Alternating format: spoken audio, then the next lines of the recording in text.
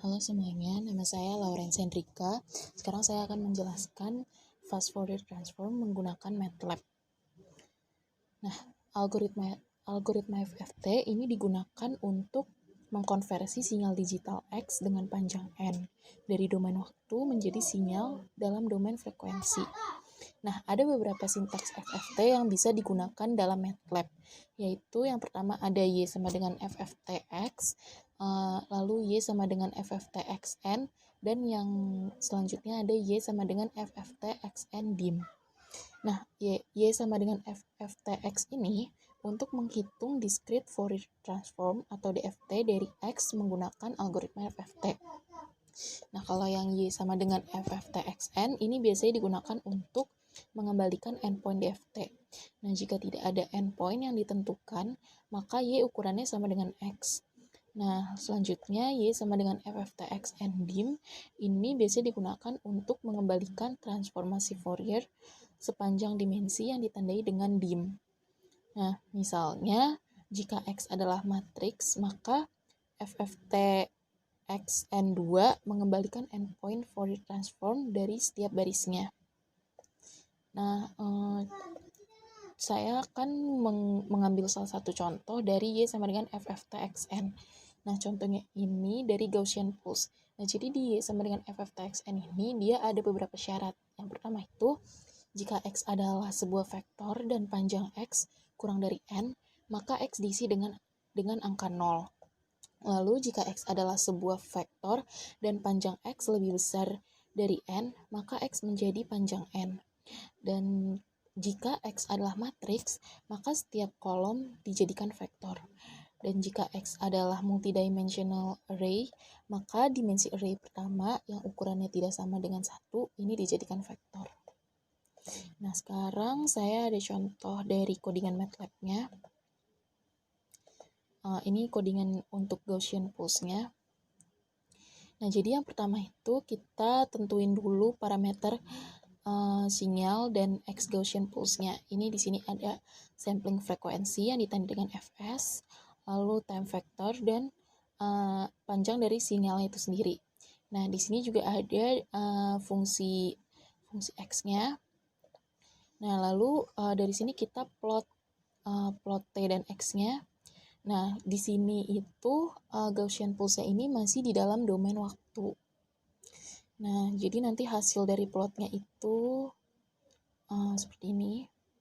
Nah, ini bisa dilihat kalau tadi itu panjangnya itu kan dari minus setengah sampai setengah panjang range dari Fs, range dari T-nya.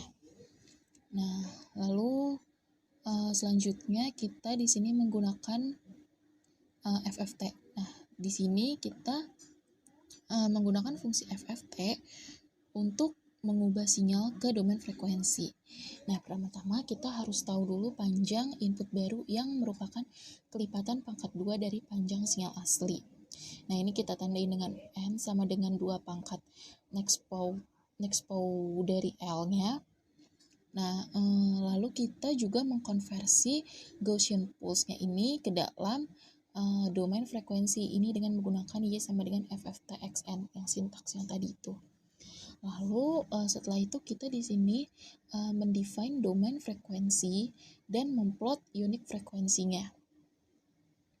Nah, setelah kita plot di sini kita mendapatkan hasil seperti ini. Nah, bisa dilihat kalau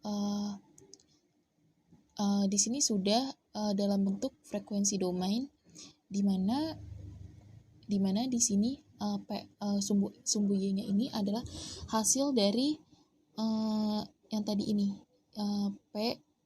P adalah nilai absolut dari Y per N di pangkat 2. Nah, lalu untuk frekuensinya ini tadi karena range-nya itu dari dibagi 2 antara 0 sampai 100, maka dia range-nya ini menjadi 50 karena setelah menggunakan FFT dia dari sini Fs dikali dengan setengahnya dari yang 100 tadi. Nah, lalu untuk selanjutnya ada pengaplikasian untuk denoising data menggunakan FFT. Nah, jadi di sini bisa dilihat kalau T yang diambil ini range-nya dari 0 sampai 1. Nah, di sini kita menggunakan F-clean. Di sini diketahui F-clean. F-clean ini berasal dari penggabungan antara antara frekuensi dua gelombang sinus. Nah, sedang yang satunya ini memiliki 50 radian dan yang satunya lagi ini 120 radian. Perputaran sudutnya, omeganya. Nah, lalu untuk di sini kita menambahkan white noise Gaussian ke dalam F-clean yang tadi. Jadi digabungkan. Nah, setelah itu kita di sini memplot antara noise signal yang tadi dengan clean signalnya. Nah, dihasilkan seperti ini. Nah, bisa dilihat kalau noise-nya ini masih dalam range dari amplitude-nya itu dari positif dan negatif amplitude dari noise-nya. Nah, yang clean seperti ini, dia sudah sinyalnya lebih rapi gitu. Nah, lalu untuk ini selanjutnya ada kita menggunakan FFT. Nah, di sini ditandai dengan F hat.